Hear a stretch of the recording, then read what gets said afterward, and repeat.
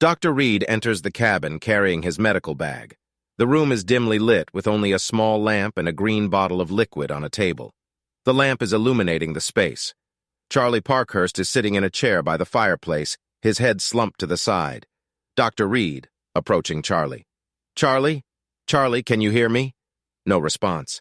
Dr. Reed sets down his bag and takes Charley's pulse. He shakes his head. Dr. Reed, sighing. I'm sorry, Charley, you're gone. Dr. Reed stands, taking a closer look at Charley.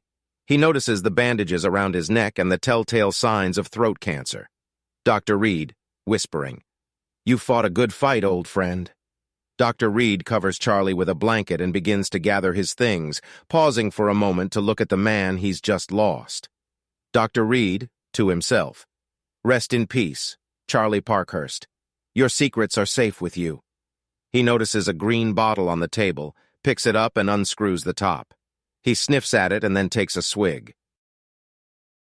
Aha, laudanum. He then places the liquid into his bag. Dr. Reed leaves the cabin, closing the door behind him. The room falls into silence except for the soft crackling of the fire.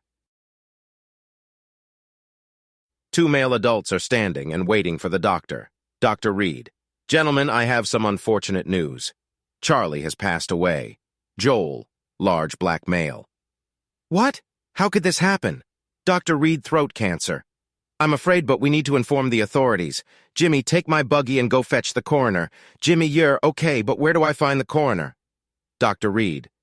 What do you think? In the coroner's office at the back of my surgery. Now get along. Jimmy. Of course, I'll leave right away. Dr. Reed turns to Joel with a somber expression. Dr. Reed. We need to prepare the cabin for the coroner's arrival. We need to make sure everything is in order. Joel. I understand. Let's get to work. The two men walk back into the cabin, their minds focused on the task at hand, while Jimmy sets off to fetch the coroner. Young girls, one Caucasian and a little bit plump and the other an Indian, from the Nipmuc Nation play and giggle. They abruptly stop and run to the white picket fence. A 4-horse stagecoach arrives at the orphanage. The drivers jump to the ground. One of the drivers approaches the stagecoach and door and opens it. The other climbs onto the roof, grabs 2 large suitcases and throws them to the ground. He then leaps to the ground.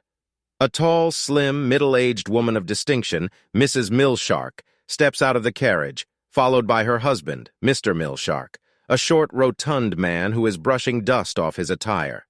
They are the new managers of the orphanage. They are about to implement their evil policies. Arriving at the garden gate. Nurse Tyler, excitedly. Welcome to the orphanage, Mr. and Mrs. Millshark. Agitated. We're in a hurry. We don't have time for pleasantries. Mrs. Millshark, also agitated. Where's the headmistress? We need to finalize the transfer of papers as soon as possible. Please be careful with those suitcases, young man. They were very expensive. Nurse Tyler, pointing. Right this way, please. I'm the headmistress, by the way.